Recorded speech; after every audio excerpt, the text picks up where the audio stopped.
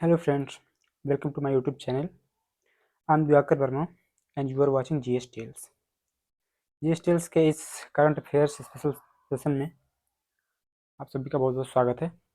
आज डेट है मार्च 23। तो इसी के बारे में थोड़ा सा मैं अपने आर्टिकल्स पे आने से पहले एक चीज़ कहना चाहूँगा। अगर आपको मेरा प्रयास अच्छा लगता हो, आपके यूज का लगता हो, आपके काम का लगता हो, ठीक है, तो डेफिनेटली इसे अप्रिसिएट करें, लाइक शेयर एंड सब्सक्राइब करें। ठीक है, चलिए शुरू करते हैं आज के आर्टिकल्स। तो सबसे पहली जो आर्टिकल है वो है पद्म अवार्ड्स के बारे में। 2023 के पद्म अवार्ड्स अभी दिए गए। पहले जान लेते हैं कि पद्म अवार्ड क्या हैं और किस किस फील्ड में दिए जाते हैं, कितने प्रकार के हैं। तो ये 3 प्रकार के हैं, 3 कैटेगरीज, जैसे आपको पता ही होगा। पद्म विभूषण, पद्म भूषण एंड पद्मश्री। ठीक है, खास बात ये है कि ये तीनों अवार्ड जो हैं 2 जनवरी 1954 से मतलब दिए जा रहे हैं, तब से शुरू किए गए हैं। ठीक है, तो ये इंडिपेंडेंस के बाद की बात है। ये आई थिंक यूपीएससी के किसी क्वेश्चन में पूछा जा चुका, इसलिए मैंने ये इन्फॉर्मेशन इसमें ऐड किया है। और दूसरी चीज़ें खास तौर से ये याद करना ज़रूरी है कि तीनों अवार्ड जो हैं एक साथ मतलब स्टार्ट किए गए हैं, पद्म विभूषण, पद्म भूषण एंड पद्मश्री। ठीक है, तो ये किस किस फील्ड में दिए जाते हैं? वेरियस फील्ड्स में दिए जाते हैं, जैसे कि हो गया art, social work, public affairs, science and engineering, ठीक है, trade, industry, medicine, literature and education, sports, civil service, तमाम और खासतौर से ये जो सर्विसेज जो होती हैं, अभी आप देखेंगे जैसे कि इसमें देख सकते हैं पद्म विभूषण में एक्सेप्शनल एंड डिस्टिंग्विश्ड सर्विस, मतलब ये खासम खास होता है, ये थोड़ा रेयर है। अब जब भी आप देखेंगे हर साल जब पद्म अवार्ड मिलते हैं तो उसमें ये पद्म विभूषण बहुत कम लोगों को मिलता है, 4, 5, 6 ऐसे कुछ करके। ठीक है, बाकी जब पद्म भूषण देखेंगे आप, वो कुछ ज़्यादा लोगों को मिलता है, पद्मश्री और भी ज़्यादा लोगों को मिलता है। तो वही चीज़ है कि exceptional and distinguished service India का दूसरे नंबर का सबसे हाईएस्ट सिविलियन अवार्ड है। सबसे पहला तो आपको पता ही होगा भारत रत्न है। ठीक है, किसको किसको दिया जाता है? सभी को दिया जा सकता है, सिर्फ गवर्नमेंट सर्वेंट्स, जो गवर्नमेंट सर्वेंट होते हैं और जो पीएसयूज में वर्किंग करने वाले एम्प्लॉयज़ होते हैं, उनको छोड़ के ये किसी को भी दिया जा सकता है, किसी भी इंडिविजुअल को। ठीक है, पद्म भूषण देखिए, ये distinguish service of a high order, मतलब एक खास तौर की सर्विस, खास मतलब अच्छी प्रकार की सर्विस, हाई ऑर्डर की सर्विस जो आप थ्रू आउट योर करियर करते हैं, थ्रू आउट योर लाइफ, तो उसको रिकॉग्नाइज करने के लिए पद्म भूषण दिया जाता है। ये तीसरे नंबर का हाईएस्ट सिविलियन अवार्ड है। सबसे पहले भारत रत्न, उसके बाद पद्म विभूषण, फिर पद्म भूषण। ठीक है, अब इसमें खास बात ये है कि ये गवर्नमेंट सर्वेंट्स को भी इंक्लूड करता है, उन्हें भी ये दिया जा सकता है, पद्म भूषण दिया जा सकता है। जैसे कि पद्म विभूषण नहीं दिया जा सकता है गवर्नमेंट सर्वेंट्स को, उनको एक्सक्लूड किया जाता है। ये गवर्नमेंट सर्वेंट्स हो गए, डॉक्टर्स हो गए, साइंटिस्ट हो गए, इन सबको दिया जा सकता है। लेकिन जो पब्लिक सेक्टर अंडरटेकिंग में काम करते हैं पीएसयूज में, वो इस अवार्ड के लिए एलिजिबल नहीं है। ठीक है, पद्मश्री अगला अवार्ड जो है वो है पद्मश्री। ये distinguished contribution in various spheres के लिए दिया जाता है। ये चौथे नंबर का हाईएस्ट सिविलियन अवार्ड है, जिसके भारत रत्न, पद्म विभूषण और पद्म भूषण के बाद। इसको याद करने का एक तरीका आप ये सोच सकते हैं, कौन सा अवार्ड बड़ा है, कौन सा छोटा है। तो अगर आप देखें तो पद्म विभूषण जो है, पद्म विभूषण में विभूषण सबसे बड़ा शब्द है। ठीक है, उसके बाद भूषण बड़ा शब्द है। ठीक है, फिर उसके बाद श्री का नंबर आता है। ठीक है, तो जो जिसमें जितना बड़ा शब्द है उसी हिसाब से वो अवार्ड उस लेवल का बड़ा है। ठीक है, इस तरीके से आप याद कर सकते हैं। अर्थात सबसे पहले पद्म विभूषण, फिर उसके बाद पद्म भूषण, उसके बाद पद्मश्री, और इन सबसे आगे है भारत रत्न, बहुत ही रेयर है। ठीक है, तो 2023 में किस किस को पद्म अवार्ड मिले हैं वो देख लेते हैं। कुल मिला के 106 लोगों को दिया गया है। ठीक है, अभी आप देखेंगे कि कैसे कैसे पद्मश्री ज़्यादा लोगों को मिले, जिसमें से 6 लोगों को पद्म विभूषण मिला है, 9 लोगों को पद्म भूषण और 91 लोगों को पद्मश्री। ठीक है, और पद्म अवार्ड्स में जिन जिनको मिला उसमें से कुछ खास पर्सनालिटीज़ हैं। लेट मुलायम सिंह यादव जी, जो कि पहले मतलब यूपी के फॉर्मर सीएम भी रह चुके हैं, chief minister of Uttar Pradesh. Zakir Hussain एक फेमस तबला मास्ट्रो हैं, तबला वादक। K M. Birla famous industrialist and Sudha Murthy social worker and author. ये लोग ऐसे हैं जो थोड़ा ज़्यादा पॉपुलर हैं। बाकी कुल मिला के 106 लोगों को पद्म अवार्ड इस बार दिया गया है। ठीक है। अगली जो आर्टिकल है हमारी, वो है इंटरनेशनल मॉनेटरी फंड ने 3 बिलियन का एक्सटेंडेड फंड फैसिलिटी दिया है श्रीलंका को। जैसे आपको पता है कि 2020 में ही श्रीलंका दिवालिया चल रही थी, तब से तो तमाम लोगों के सहयोग से और 5-6 महीने के बातचीत के बाद ये नतीजा निकल के आया है कि IMF इंटरनेशनल मॉनेटरी फंड जो है वो $3 बिलियन का एक्सटेंडेड फंड फैसिलिटी देगी श्रीलंका को। ठीक है, इसके करंट प्रेसिडेंट जो हैं वो रानिल विक्रमसिंघे हैं। मुझे खास तौर से थोड़ा कंफ्यूजिंग लगता है, कौन कभी राजपक्षे हो जाते हैं, कभी विक्रमसिंघे हो जाते हैं, और उनके टाइटल तो सेम है तो उसी में बदलता रहता है। तो इसको इस बार याद कर सकते हैं, करंट राज रानिल विक्रमसिंघे, उन्हें 3 बिलियन का एक्सटेंडेड फंड फैसिलिटी मिला है, तो वो रानी की तरह राज करेंगे। ठीक है, तो करंटली वो रानिल विक्रमसिंघे हैं। अच्छा, ये जो फंड मिला है इसमें इंडिया, जापान और चाइना, इन तीनों लोगों का काफ़ी सहयोग रहा है, क्योंकि इन्होंने अश्योरेंस दिया है ना IMF को ये फंड या असिस्टेंट देने के लिए। ठीक है, तो इस तरीके से भी आप देख सकते हैं कि एक पड़ोसी कैसे कैसे काम आता है, पड़ोसी देश दूसरे पड़ोसी देश के किस तरीके से काम आता है। आशा करते हैं कि श्रीलंका के हालात थोड़ा सुधरेंगे तो वहाँ की टूरिज्म बेहतर होगी, जो कि उनका मेन पिलर है इकोनॉमी का। काफ़ी पैसे कमाते हैं, लेकिन अब कोरोना के चक्कर में वो सब बंद हो गया था, तो जिसका भुगतान उन्हें भुगतना पड़ा। ठीक है, एंड हाँ, श्रीलंका की 2022 में आप देखिए टोटल आउटस्टैंडिंग पब्लिक डेट जो थी वो $84 बिलियन थी। $84 बिलियन के सामने $3 बिलियन क्या है, जैसे ऊँट के मुंह में जीरा टाइप है ना। लेकिन वहीं एक बात आपने और भी सुनी होगी कि डूबते को तिनके का सहारा। तो देखते हैं, आशा करते हैं कि उसकी इकोनॉमिक हालत सुधरेगी थोड़ा सा। ठीक है, यूप्लोस डिग्निटास, a new species of trapdoor spider discovered from Queensland. Queensland जो एरिया है ये है ऑस्ट्रेलिया में। ठीक है, ये भी थोड़ा ध्यान देने वाली बात है कि क्वींसलैंड ऑस्ट्रेलिया में है। यूप्लोस डिग्निटास ये नई स्पाइडर की एक प्रजाति खोजी गई है। अब देख सकते हैं कुछ इस तरीके से दिखती है।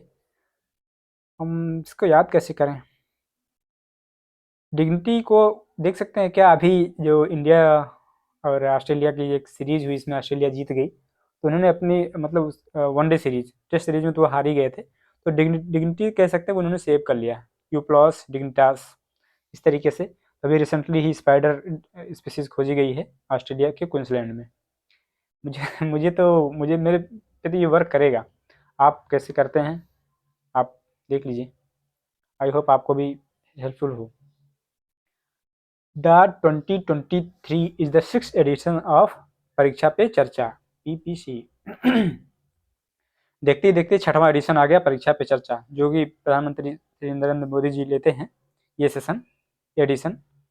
अब इसमें क्या होता है कि वही मोटिवेट किया जाता है, इंटरेक्टिव प्रोग्राम होता है, टीचर्स होते हैं, स्टूडेंट्स होते हैं, पेरेंट्स होते हैं, उनको थोड़ा सजेस्ट करते हैं हमारे प्राइम मिनिस्टर जी की कैसे एंजाइटीज़ को कम किया जाए जो कि एग्ज़ाम से रिलेटेड होते हैं, और एग्ज़ाम या स्कूल लाइफ के बाद के जो एंजाइटीज स्ट्रेस होती हैं उसको कैसे डील किया जाए, है ना। हालांकि लोचा ये है कि इंडिया अभी एक कोई इंडेक्स आया था, इसमें हैप्पीनेस इंडेक्स में इंडिया काफ़ी नीचे परफॉर्म करता है। फिर भी 6वां एडिशन था ये इम्पोर्टेंट वो हो सकता है फैक्ट। 6th एडिशन परीक्षा पे चर्चा, प्रधानमंत्री मोदी जी इसको डिस्कस करते हैं, ये तो पॉपुलर है, लेकिन 6th एडिशन है, कुछ पता नहीं। वैसे भी वनडे एग्जाम से पूछा जा सकता है और यूपी पीसीएस भी पूछ सकती है। ठीक है, देखिए ऐसे ही बच्चों को थोड़ा मोटिवेट करते हैं Modi ji. Telangana government has recently made the decision to join the free rice scheme of central government under the national food security act. Central government का नेशनल फूड सिक्योरिटी एक्ट है, जिसके अंतर्गत राशन दिया जाता है, गेहूँ चावल, तो काफ़ी कम दाम पे 2 रुपये 3 रुपये का ऐसे करके दिया जाता है। ठीक है, तो उसको तेलंगाना गवर्नमेंट ने ज्वाइन किया है। करंटली क्या है, नेशनल फूड सिक्योरिटी एक्ट के अंतर्गत जो है एकदम फ्री में दिया जा रहा है। अब तेलंगाना गवर्नमेंट जो है, जब कोविड का टाइम चल रहा था तभी इन्होंने ज्वाइन किया था, तब अपना अलग से ये 6 किलो दिया करते थे। ठीक है, इंडियन गवर्नमेंट क्या 5 किलो देती है, लेकिन ये 6 किलो देते थे, तो पर पर्सन पर फैमिली। अब यही देखना होगा कि अब 5 किलो देते हैं कि 6 किलो देते हैं, जो भी देंगे। तेलंगाना ने ये मतलब नेशनल फूड सिक्योरिटी एक्ट के अंतर्गत फ्री राइस स्कीम ज्वाइन किया है। ठीक है, और अगर थोड़ा सा डेटा देखा जाए तो लगभग 54.6 करोड़ के आसपास पूरी फैमिलीज हैं, तो लोग हैं इंडिया में जिनको कि नेशनल फूड सिक्योरिटी एक्ट के अंतर्गत फूड ये राशन दिया जाता है। और तेलंगाना के देने से भी काफ़ी और ज़्यादा बढ़ जाएंगे। Supreme Court of India recently made a significant ruling in the case involving the fundamental right to freedom of speech under Article 19. Okay. तो अंडर आर्टिकल 19 ये fundamental right to freedom of speech है, आपको पता है। Supreme court का भी इसमें एक डिसीजन आया है, उसको देखते हैं।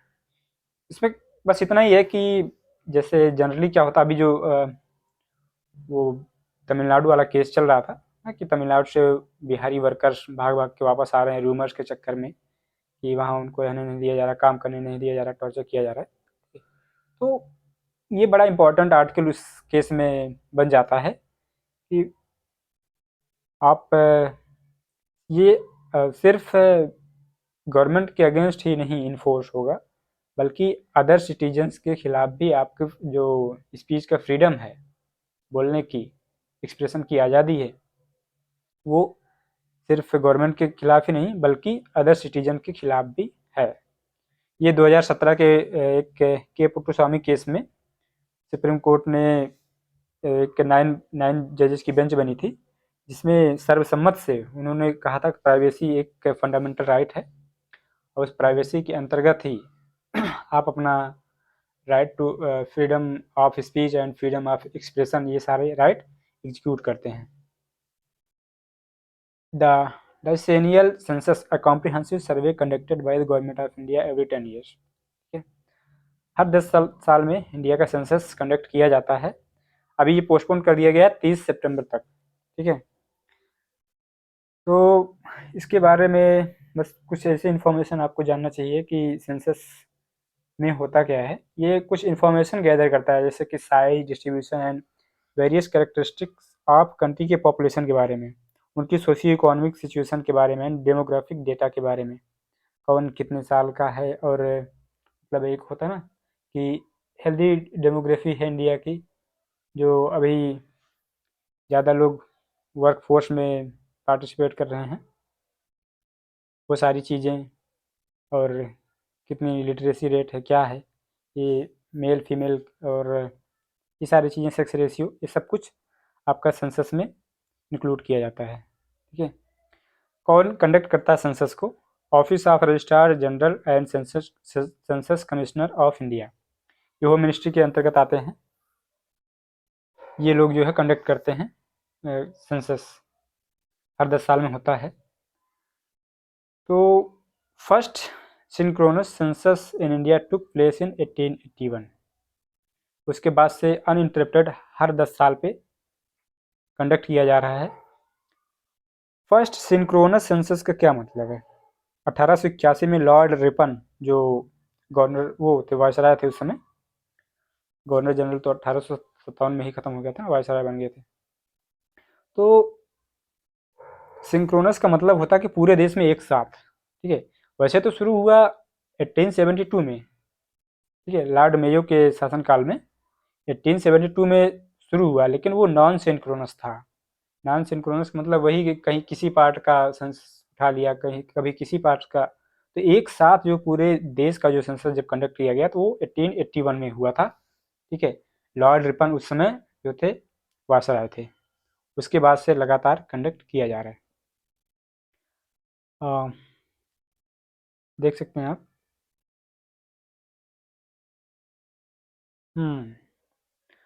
2021 is the next census that will be 8th since independence। Independence में 1951 में आफ्टर इंडिपेंडेंस पहला सेंसस कंडक्ट किया गया था इंडिया का। उसके बाद से ये 2021 वाला जो ड्यू है ये 8वां होगा। आपको बताना है कि ओवरऑल ओवरऑल कौन से नंबर का सेंसस होगा, मतलब जब से स्टार्ट हुआ है 1872 से।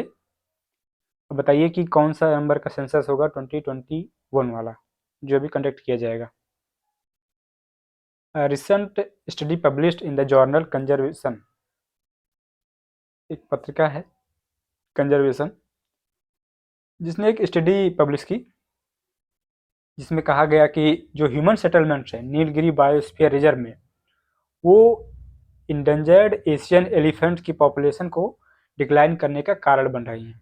Human settlements in Nilgiri biosphere reserve कैसे, अभी देखते हैं कि आपका कितना खूबसूरत सा जानवर होता है। जैसे हम वहाँ पे क्या करते हैं ना, हिली एरियाज में हम बैरियर क्रिएट कर देते हैं। हम जहाँ भी ऑब्वियस सी बात है, जहाँ इंसानी पॉपुलेशन रहेगी वहाँ वो बैरियर क्रिएट कर देते हैं, तो जिसकी वजह से या तो ह्यूमन एनिमल कॉन्फ्लिक्ट होगा या फिर वो जाएंगे नहीं उधर, तो उनका जो रोमिंग का एरिया है वो कम हो जाता है। अपने दूसरे जो डाइवर्स ग्रुप ऑफ एनिमल्स हैं वहाँ से डिस्कनेक्ट हो जाते हैं, ठीक है। अब उससे होता क्या है, जब इनका एरिया ऑफ रोमिंग कम हो जाएगा या इनके जो कॉरिडोर्स होते हैं उसके बीच में ह्यूमन पॉपुलेशन आ जाएगी, उससे हो जाएगा ना कि इनकी पॉपुलेशन किस बेस पे अफेक्ट होता है, इनब्रीडिंग होगी ना, लो जेनेटिक डाइवर्सिटी का इनको मौका नहीं मिलेगा, कम एरियाज में लिमिटेड हो जाएंगे, और इस तरीके से एक्सटेंशन अर्थात विलुप्त होने का भी खतरा बना रहता है। ये IUCN की लिस्ट में वल्नरेबल की कैटेगरी में आते हैं, ठीक है। और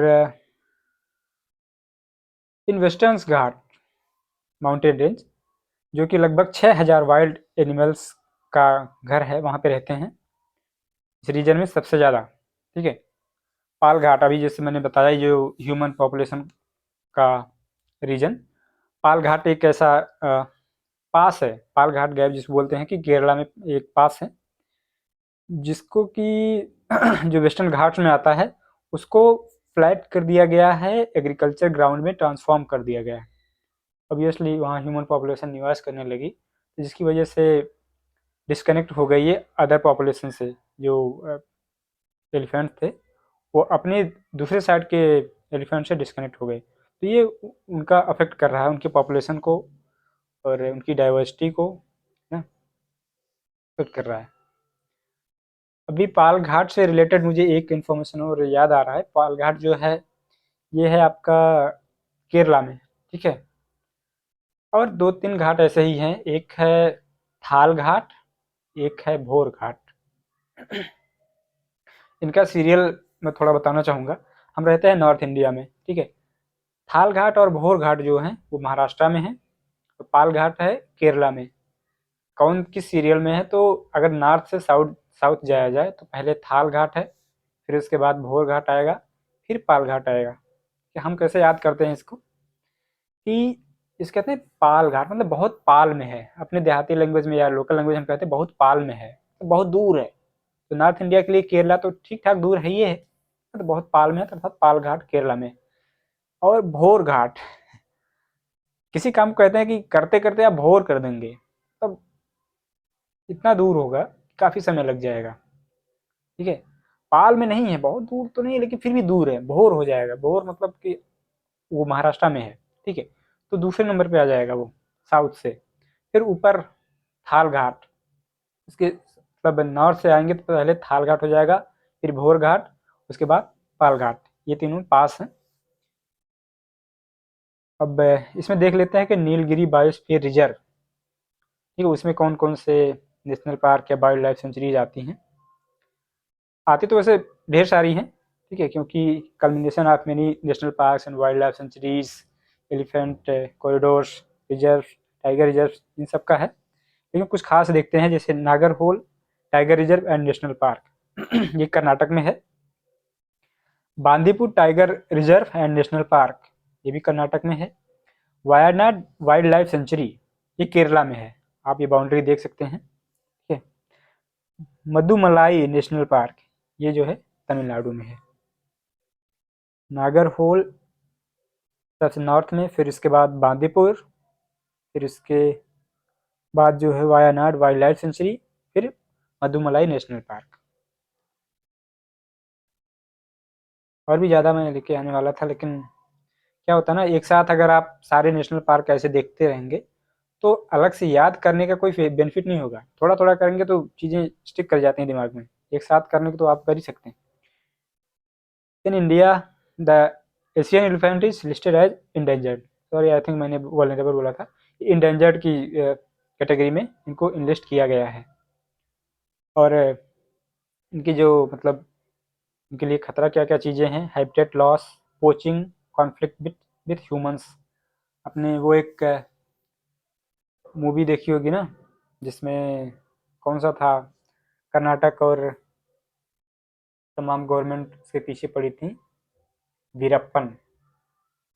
वीरप्पन जो है जंगल एरिया में रहता था, वो भी अक्सर हाथियों का शिकार किया करता था। उनके दांत वही जो भले से दिखाने के और खाने के और होते हैं, लेकिन जो दिखाने वाले होते हैं उसकी कीमत बहुत ज़्यादा थी, तो उसको मारते हैं। उसी तरीके से वीरप्पन की तरह तमाम लोग इनका इनका शिकार करते हैं, पोचिंग करते हैं, और इलीगली इनका जो मतलब इनके जो बॉडी पार्ट्स होते हैं उसको इंटरनेशनल मार्केट में बेच देते हैं, उनको ठीक ठाक पैसा मिल जाता है। ये भी एक बड़ा कारण है। थोड़े और एडिशनल इन्फॉर्मेशन की अगर बात करें तो सबसे ज़्यादा पॉपुलेशन ऑफ एलिफेंट इंडिया में किस स्टेट में पाई जाती है, तो वो है कर्नाटक, ठीक है। कर्नाटक में ही 2022 तक तो टाइगर भी सबसे ज़्यादा ही पाए जाते थे, लेकिन करंटली टाइगर की जो पॉपुलेशन है सबसे ज़्यादा एमपी में है, ठीक है, मध्य प्रदेश में 526 के आसपास, उसके बाद कर्नाटक में 524, ठीक है, दो से ही पीछे है पास में, अर्थात कर्नाटक में ठीक ठाक एनिमल डाइवर्सिटी है, ठीक। गंगा विलास रिवर क्रूज, ये एक बढ़िया सा क्रूज है, इसको गंगा विलास रिवर नाम दिया गया। इसमें क्या हुआ कि वाराणसी से डिब्रूगढ़ वाया बांग्लादेश होते हुए, है ना, डिब्रूगढ़ जो है वो आसाम में है, तो एक टूर कराया गया 13 जनवरी को। नरेंद्र मोदी जी ने उसको फ्लैग ऑफ किया था, वर्ल्ड्स लॉन्गेस्ट रिवर क्रूज, ठीक है, दुनिया का ये इसलिए इम्पोर्टेंट है, दुनिया का सबसे बड़ा river cruise Ganga Vilas from Varanasi to Dibrugarh via Bangladesh. Varanasi से शुरू होकर बांग्लादेश को घुमाया गया और फिर डिब्रूगढ़ में, जो कि असम में है।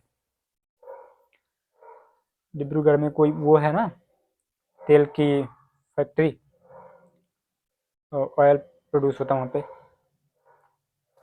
In addition to visiting these iconic sites, the cruise will also pass through national parks and wildlife sanctuaries, including the Sundarbans Delta and Kaziranga National Park.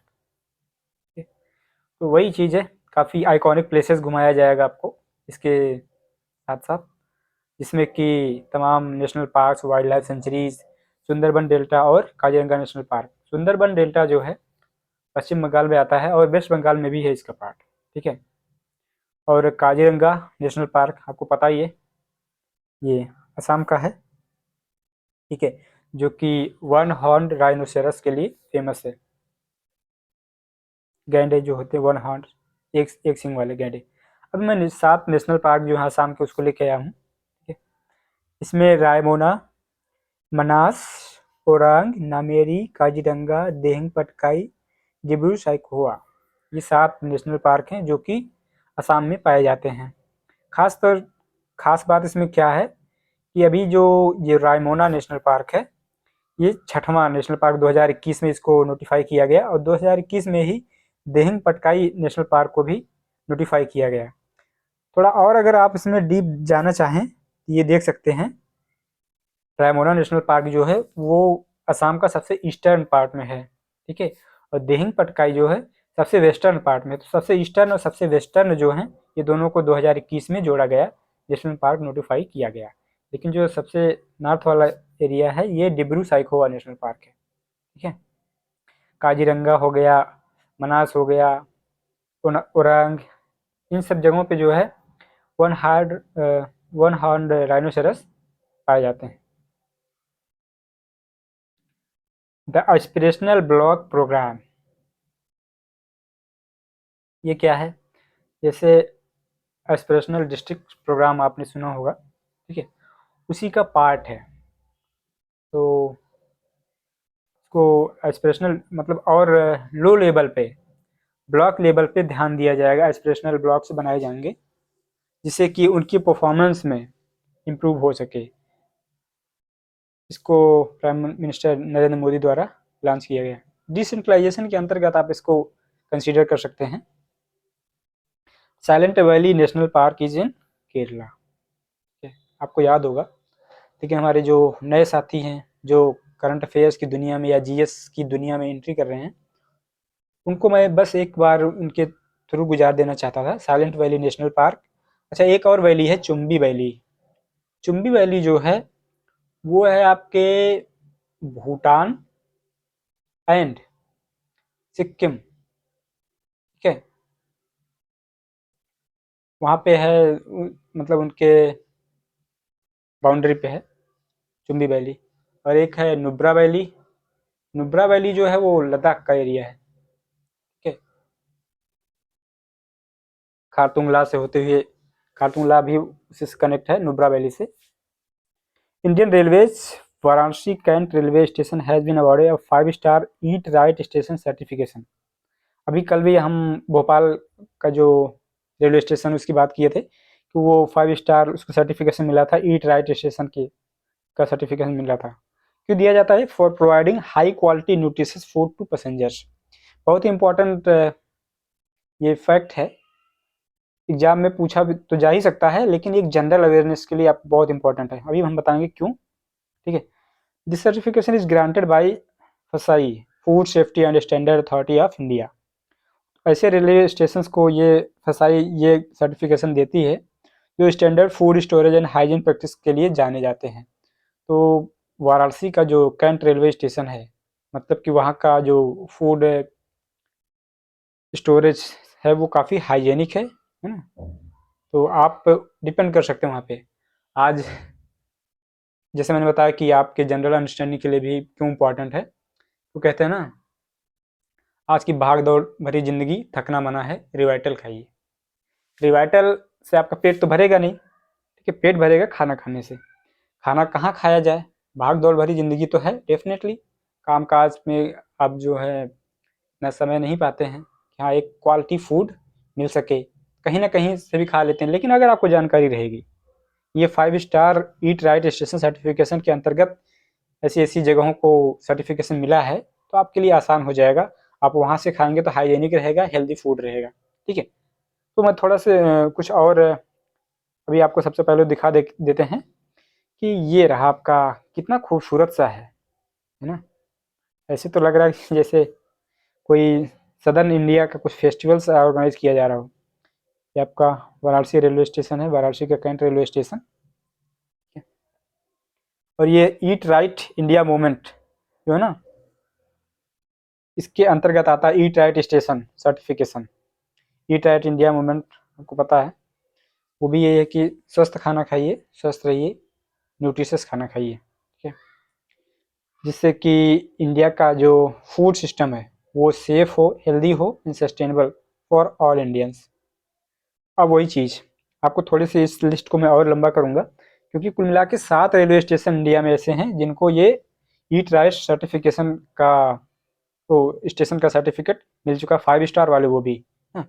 जिसमें कि भोपाल वाला मैंने कल बताया था, वाराणसी कैंट रेलवे स्टेशन ये हो गया, Anand Vihar terminal railway station Delhi का, Chhatrapati Shivaji terminus Mumbai, Mumbai central railway station Mumbai, अर्थात मुंबई में दो ऐसे रेलवे स्टेशन हैं, मुंबई आगे है।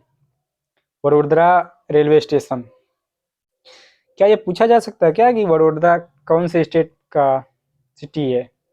चलिए पता तो होगा आप लोगों को, बताइए कमेंट सेक्शन में। Chandigarh railway station, Bhopal railway station, ये जो है ये इन सबको 5 star eat right station certification मिल चुका है फसाई के द्वारा। ठीक है, फसाई का फुल फॉर्म है food safety and standard authority of India. Center has approved the continuation of schemes of Ministry of Development of Northeastern Region donor with an outlay of 12,882 crores for balance period of 15th Finance Commission। अब ये क्या है, इसको हमारी slide में क्यों include किया गया, आप सोच रहे होंगे, तो मैं थोड़ा इसको इम्फेसाइज कर देता हूँ ना क्यों आया। जैसे हो गया vibrant village programme, border areas में उनको इंफ्रास्ट्रक्चर डेवलप करने के लिए, सर्विलांस डेवलप करने के लिए वहाँ के विलेजेस में ये प्रोग्राम चलाया जाता है। ठीक है, BRO बॉर्डर रोड ऑर्गेनाइजेशन वहाँ पर इंफ्रास्ट्रक्चर डेवलप करता है, टनल बना रहा है, हाईवेज बना रहा है, रेलवे बना रहा है। ठीक है, तो उसी तरीके से एक स्कीम है नॉर्थ इंडिया के लिए। नॉर्थ इंडिया भी में भी काफ़ी ऐसे स्टेट्स हैं जो बॉर्डर स्टेट हैं। तो ministry of development of north eastern region, ये आपके मेंस के पॉइंट ऑफ व्यू से मैंने वो सब जो इंक्लूड करवाया ना, काउंट कराया, इसलिए बोल रहा था। एक डोनर करके मिनिस्ट्री है, उसकी जो स्कीम्स हैं उसको 15th फाइनेंस कमीशन के जो बचा हुआ पीरियड है, अर्थात 2022-23 से 2025-26 तक, उसमें भी मतलब अप्रूव कर दिया गया, उसका कंटिन्यूएशन अभी भी चालू रहेगा। हम फाइनेंस कमीशन आता है आपके आर्टिकल 280 के अंतर्गत, अनुच्छेद 280 के अंतर्गत फाइनेंस कमीशन आपके कॉन्स्टिट्यूशनल बॉडी है। ठीक है, और 15वां फाइनेंस कमीशन का जो टाइम पीरियड है वो 2022-23 से 25-26 नहीं है, वो है 20-21 से 25-26। ठीक है, लेकिन जो बचा हुआ पीरियड है वो है 2022-23, 25-26। ठीक है, अब जब आपको दिखाई दे रहा सब कुछ सामने तो लग सकता है कि ये तो बहुत ही ट्रिवियल इन्फॉर्मेशन था, क्या था, लेकिन अब जैसे आपको पता है कि ये UPPCS जो है ना, ऐसे सवाल पूछ सकती है कि जो करंट फाइनेंस कमीशन चल रहा है वो कौन सा फाइनेंस कमीशन है, तो 15वां है। ठीक है, उसका टाइम पीरियड क्या है, तो 2020-21 से 2025-26। डोनर मिनिस्टर जो है वो जी किशन रेड्डी हैं। जनरली दावे के साथ कह सकता हूँ कि अगर आप ऑप्शन की बेस पे जाएंगे तो कभी भी जी किशन रेड्डी को डोनर मिनिस्टर नहीं लगाएंगे। इस इंफॉर्मेशन को इंक्लूड करने का यही रीजन था कि जी किशन रेड्डी, आप सोचेंगे कि ये तो साउथ इंडिया का कोई पर्सनालिटी होगा, कोई पर्सन होगा, तो कैसे उसको नॉर्थ ईस्ट इंडिया का जो मिनिस्टर बनाया जा सकता है। इसलिए मैंने इसको इंक्लूड किया कि हैं वो जी किशन रेड्डी जी जो हैं वो डोनर मिनिस्टर हैं इस टाइम, तो याद रखा जाए। छोटे छोटे एग्जाम से पूछा जा सकता है, या कंफ्यूज होने करने के लिए आप किसी भी एग्जाम में पूछा जा सकता है। ये एक प्राउड मोमेंट वाली बात है। अगला जो उड़ीसा के चीफ मिनिस्टर मिस्टर नवीन पटनायक जी ने इनॉग्रेट किया the Birsa Munda hockey stadium, जो कि दुनिया का सबसे बड़ा डेडिकेटेड हॉकी स्टेडियम है राउरकेला उड़ीसा में। ठीक है, बिरसा मुंडा हॉकी स्टेडियम। अब देखिए काफ़ी खूबसूरत सा इन्होंने बनाया हुआ है, ये आप देख सकते हैं। आई थिंक ये जो पिक है ये रात की रोशनी में जगमगाता हुआ है। तो दुनिया का सबसे बड़ा dedicated hockey stadium Birsa Munda hockey stadium. ठीक है, ये राउरकेला उड़ीसा में है। इसको आप किस तरीके से इसमें कंफ्यूज हो सकते थे वो पॉइंट में एम्फेसाइज करना चाहूँगा कि बिरसा मुंडा जो है ना वो आपके झारखंड से बिलोंग करते हैं। ठीक है, इनफैक्ट बिरसा मुंडा जी की जो जयंती है वो आदिवासी दिवस के रूप में भी मनाया जाता है उनको। 15 नवंबर को इनकी जयंती मनाई जाती है। अच्छा, एक खास इन्फॉर्मेशन और है कि 15 नवंबर को ही जो झारखंड है उसका फाउंडेशन डे भी मनाया जाता है। 2000 में जब वो बिहार से अलग हुआ झारखंड, तो 15 नवंबर को ही अलग हुआ। तो उसका 15 नवंबर इसलिए भी खास हो जाता है कि झारखंड का फाउंडेशन डे है और बिरसा मुंडा की जयंती है, और उसको आदिवासी दिवस के रूप में भी सेलिब्रेट किया जाता है। एंड हाँ, लेकिन अभी जो ये बिरसा मुंडा जी के ऊपर हॉकी स्टेडियम बना है वो राउरकेला उड़ीसा में है। अच्छा, बिरसा मुंडा यूनिवर्सिटी करके भी है एक, वो झारखंड में है। ठीक है। पोर्ट एक पोर्ट भी है जो एयरपोर्ट का मतलब हवाई अड्डा है, बिरसा मुंडा के नाम पे है, वो भी झारखंड में है। लेकिन ये जो हॉकी स्टेडियम बना है ये राउरकेला उड़ीसा में है, तो ये याद रखें। अगर आपको नहीं पता होता तो मेरा जहाँ तक मानना है कि कंफ्यूज हो जाता है कि हाँ बिरसा मुंडा तो झारखंड से बिलोंग करते हैं, तो ये दुनिया की सबसे बड़ी डेडिकेटेड हॉकी स्टेडियम जो है वो कहीं झारखंड में हो, लेकिन ऐसा नहीं है, वो राउरकेला के उड़ीसा में है। और भी हॉकी के लिए उड़ीसा बहुत ही मतलब खास जगह है। आई थिंक 3 या 5 तो इसके मतलब कैप्टन रहे इंडियन हॉकी टीम के 5 कैप्टन यहाँ से निकले हैं, और बाकी खिलाड़ी तो बहुत निकले हैं उड़ीसा से। तो हॉकी के मामले में काफ़ी आगे है। आप सुनते होंगे पंजाब और हरियाणा वो सब सुनते होंगे, लेकिन उड़ीसा उड़ीसा एक बहुत ही अंडररेटेड नाम है हॉकी के फील्ड में। अभी देखिए FIH Orissa hockey world cup हुआ, वहीं उड़ीसा में ही हुआ। ठीक है। तो जिसका मस्कट था ओली। ओली क्यों था? क्योंकि ओलिव रिडले टर्टल्स जो होते हैं ना, अक्सर उसके गहर माथा जो वो है रुकरी, गहर माथा रुकरी जो दुनिया की सबसे बड़ी रुकरी है, जहाँ पर अरीबाड़ा करने आते हैं। अरीबाड़ा क्या होता है कि मतलब सामूहिक जो नेस्टिंग का प्रोग्राम होता है ना, मास लेवल पे नेस्टिंग, बहुत मतलब एक साथ लाखों 6.37 लाख जो ये हैं ओलिव रिडले टर्टल्स इस बार आए उड़ीसा के वहीं गहर माथा सेंचुरी पे, रुकरी पे, जहाँ पर उन्होंने एक साथ नेस्टिंग किया। एक साथ इतने अंडे देते हैं लोग, तो ये भी इम्पोर्टेंट है। इस वजह से ओली वहाँ का मस्कट था इस बार। हॉकी वर्ल्ड कप हुआ उड़ीसा में। उड़ीसा के बीच पर, गहरी माथा बीच पर आते हैं ये ढेर सारे ओलिव रिडले टर्टल्स, एक साथ मास नेस्टिंग करते हैं, जिसको अरीबाड़ा बोला जाता है, इसलिए उसका मस्कट जो है ओली था। हालांकि इंडिया जीता नहीं, जर्मनी ने इसको जीता था बेल्जियम को हरा के। इस बार का जो हॉकी वर्ल्ड कप हुआ था उसको जर्मनी ने जीता बेल्जियम को हरा के। ठीक है। SI आइस Adar Poonawalla get first Patangrao Kadam award for fight against covid. Covid के खिलाफ इनका जो वैक्सीनेशन का प्रोग्राम था काफ़ी इफेक्टिव था और काफ़ी क्विक एंड वाइड था। ठीक है। आधार पूनावाला का SII मतलब कि सीरम इंस्टीट्यूट ऑफ इंडिया। आधार शब्द सुना सुना सा और नहीं लग रहा? दूसरी तरीके से एक आई थिंक उड़ीसा की ही मूवी थी ओरू अदार लब, जिसमें प्रिया प्रकाश वारियर बहुत फेमस हुई थी, उन्होंने जो आइज ब्लिंकिंग की थी। तो Adar Poonawalla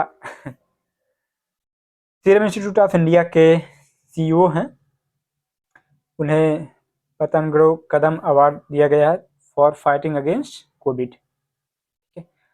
golden globes 2023 SS Rajamouli की मूवी RRR का जो गाना है नाटू नाटू, जो इसका हिंदी वर्जन है नाचो नाचो, ठीक है, उसको गोल्डन ग्लोब अवार्ड 2023 दिया गया है।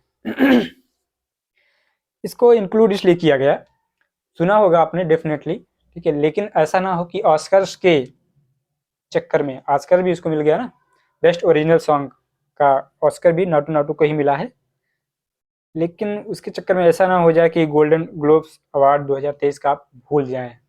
क्या पता, क्योंकि बहुत हॉट टॉपिक है, इस बार सारे एग्जाम से पूछा जा सकता है ये नाटू नाटू, क्या पता वो ऑस्कर को छोड़ के गोल्डन ग्लोब्स पूछ ले। तो याद रखना है कि नाटू नाटू को गोल्डन ग्लोब्स और ऑस्कर दोनों मिला है।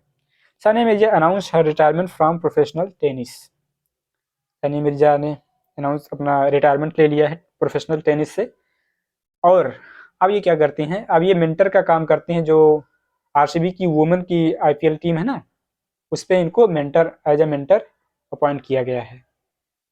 मेंटर तो ठीक है, टेनिस खेलती थी, क्रिकेट में मोटिवेट कर लें लोगों को तो ठीक है। PASSEX exercise between India and Australian navy in Bay of Bengal. PASSEX exercise कुछ है इसका लिंक याद करने का। ऑस्ट्रेलिया ऑस्ट्रेलिया अभी इस ओडीआई सीरीज में पास हुई है ना, इंडिया को 2-1 से हरा दिया उसने। तो पासिंग एक्सरसाइज इंडिया ऑस्ट्रेलिया के बीच में हुई। मुझे तो आई थिंक याद रहेगा, आप भी ऐसे कनेक्ट करने की कोशिश करें। Google has launched flood hub, a platform to forecast flood. Google का एक प्लेटफॉर्म है फ्लड हब, जो कि फ्लड को फोरकास्ट करेगा कि मतलब पहले से बता देगा कि फ्लड कहाँ कहाँ पे आने वाला है, ताकि आप पूरी तैयारियां कर सकें। अगर ज़्यादा सीवियर फ्लड हो तो वहाँ से मतलब उस जगह को छोड़ दें, खाली कर दें, या अपने जो भी प्रिकॉशनरी मेजर्स हैं वो ले सकें। Virat Kohli is the first cricketer to score 4000 runs in T20 Is. इसको इसलिए इंक्लूड किया है, जनरली आप मान लेते हैं, ठीक है, विराट कोहली बहुत नाम सुना, करंट टाइम पे सबसे ज़्यादा रन स्कोरर है। लेकिन क्या है ना कि T20 में जब मामला आता है तो रोहित शर्मा से काफ़ी पीछे हो जाते हैं। जैसे कि सबसे ज़्यादा छक्के रोहित शर्मा ने लगाए, ठीक है, सबसे ज़्यादा मैचेज रोहित शर्मा ने खेले हैं, T20 की बात कर रहा हूँ। सबसे ज़्यादा शतक रोहित शर्मा ने 4 लगाए हैं, ठीक है। रोहित शर्मा भी बहुत ज़्यादा पीछे नहीं रन के मामले, लेकिन सबसे पहले जो 4000 रन का आंकड़ा छुआ है वो विराट कोहली ने छुआ है T20 में, ठीक है, इसलिए याद करना जरूरी है। Trees outside forest in India, toffee. आजकल लोफी लोफी करके गाना बहुत वायरल होता है ना, जिसमें स्लो कर देते हैं म्यूजिक को, तो ये है TOFI, trees outside forest India, toffee का फुल फॉर्म है। Is a 5 year joint initiative between US agency for international development and ministry of environment forest and climate change, ठीक है। यूएसएड एंड मोईसीसी के बीच में ये एक 5 year जॉइंट इनिशिएटिव है, TOFI, trees outside forest in India. किस लिए है? To increase green cover outside forest lands in India. इसमें क्या है कि फार्मर्स होंगे या प्राइवेट एंटिटीज होंगी, पब्लिक एंटिटीज को भी ये मोटिवेट किया जाएगा ना, कि आप जो ढेर सारे फॉरेस्ट लगाएं फॉरेस्ट एरिया के बाहर। India hosted voice of global south summit. Global south summit के बारे में अगर मैं बात करूं, काफ़ी ये हॉट टॉपिक है इंडिया और चाइना के लिए खास तौर से, क्योंकि दोनों चाहते हैं ना कि ग्लोबल साउथ का जो प्रतिनिधित्व, जो रिप्रेजेंटेशन है वो हम करें। ग्लोबल साउथ क्या है? जैसे जो डेवलप्ड कंट्रीज हैं, ठीक है, वो अपने आप को ग्लोबल नॉर्थ में इंक्लूड करती हैं। जो डेवलपिंग कंट्री हैं या लीस्ट डेवलपिंग कंट्री हैं, लीस्ट डेवलप्ड कंट्रीज हैं, उनको ग्लोबल साउथ में कंसिडर किया जाता है। अब इंडिया चाइना दोनों ही डेवलपिंग में आते हैं, तो ये दोनों इस होड़ में लगे रहते हैं कि हम इसका जो रिप्रेजेंटेशन करें। फिलहाल अच्छी बात यह है, इंडिया ने इसका voice of global south summit host किया इस बार। Assam CM publishes Chief Minister's Diary number 1. Former CJI Ranjan Gogoi releases book. Chief ministers diary number 1, generally आप क्या एक्सपेक्ट करते हैं कि एग्जाम में पूछा जाता है, लेकिन फिलहाल आपको पता होना चाहिए कि असम के सीएम ने पब्लिश किया है। आपको बताएं असम के सीएम कौन है? हेमंता बिस्वा शर्मा, ठीक है। काफ़ी अपनी अजीबोगरीब हरकतों के लिए ये न्यूज़ में रहते हैं, मुझे बताने की ज़रूरत नहीं है। फॉर्मर सीजीआई रंजन गोगोई जी ने इस बुक को रिलीज किया। मनप्रीत मोनिका सिंह, फर्स्ट फीमेल सिख जज इन यूएस। फर्स्ट हैं, फीमेल हैं और सिख जज हैं, 3 चीज़ इंपॉर्टेंट है इसमें, ठीक है। फर्स्ट फीमेल जज नहीं, फर्स्ट फीमेल सिख जज हैं जो कि यूएस में है, तो मनप्रीत मोनिका सिंह। मनप्रीत मोनिका सिंह से आप नाम तो जान जाएंगे, सिख जज हैं, लेकिन पहली फीमेल सिख जज हैं जो कि यूएस में हुई। International kite festival 2023 was organise in Ahmedabad. International है तो डाउट ना करें कि इंडिया में नहीं हो सकता, इंडिया में ही होगा, ठीक है। अहमदाबाद में, अहमदाबाद में कैसे याद करेंगे कि काइट्स फेस्टिवल से क्या होता है ना, अक्सर लोग काई पोचे करते हैं। जब किसी की पतंग को काट देते हैं तो काई पोचे करते हैं। काई पोचे कहाँ है? गुजरात। गुजरात में, गुजरात का ये लैंग्वेज है ना, काई पोचे। तो और गुजरात में ये अहमदाबाद, अहमदाबाद अहमदाबाद काफ़ी लोग जाते हैं, तो वहाँ पर इंटरनेशनल काइट फेस्टिवल 2023 ऑर्गेनाइज किया गया। Lovlina Borgohain one the gold medal Asian boxing championship 2022। इसमें 2 चीज़ें हैं, एक तो लवलीना बोर्गोहेन जो हैं वो बॉक्सर हैं, ठीक है, और उन्होंने गोल्ड मेडल जीता एशियन बॉक्सिंग चैंपियनशिप 2022 का। नीरज चोपड़ा को friendship ambassador of Switzerland tourism appoint किया गया है। ठीक है, नीरज चोपड़ा वही हैं जिन्होंने जेवलिन थ्रो में इंडिया के लिए ओलंपिक का भी गोल्ड मेडल जीता था। ठीक है, इंडियन नेवी ऑर्गेनाइज एक्सरसाइज प्रस्थान इंडियन नेवी ने ऑर्गेनाइज किया। क्या कंफ्यूजन हो सकता है क्या कि आर्मी ने ऑर्गेनाइज किया या एयरफोर्स ने? प्रस्थान बड़ी बड़ी जगहों पे यहाँ से वहाँ जाना ये नेवी ही करती है, आर्मी लोग तो अपना आपस में जहाँ रहते वहीं रहते हैं। तो प्रस्थान एक्सरसाइज इंडियन नेवी ने ऑर्गेनाइज किया। Lionel Messi is the brand ambassador of Byju's, समझ से परे होगा। बायजूस IAS आप सुनते होंगे अक्सर, एक मतलब लर्निंग प्लेटफॉर्म और भी तमाम चीज़ें हैं। लियोनल मेसी उसके ब्रांड एम्बेसडर हैं। हिंदुस्तान का दिल धड़का दो, खेलो इंडिया गेट्स जोश एंथम एंड मस्कट, ये खेलो इंडिया का जोश एंथम है, हिंदुस्तान का दिल धड़का दो। Kerala declare first state to enable digital banking in all eligible accounts, पहला स्टेट है केरला जिसने सारे एलिजिबल अकाउंट में डिजिटल बैंकिंग इनेबल कर दिया। ठीक है, CGI Chandrachud to receive Harvard law school's award for global leadership, जो हमारे करंट CGI हैं चंद्रचूड़ जी, उनको हार्वर्ड लॉ स्कूल का अवार्ड फॉर ग्लोबल लीडरशिप दिया गया है। That's all from today's session. आशा करता हूँ आपको अच्छा लगा होगा। ठीक है, अच्छा लगा हो हाँ, तो मेरे एफर्ट को, मेरे साथ चलिए, मेरे एफर्ट को अप्रिशिएट करिए। ठीक है, और इसको ज़्यादा से ज़्यादा लाइक शेयर एंड सब्सक्राइब करें। थैंक यू, नमस्ते, जय हिंद।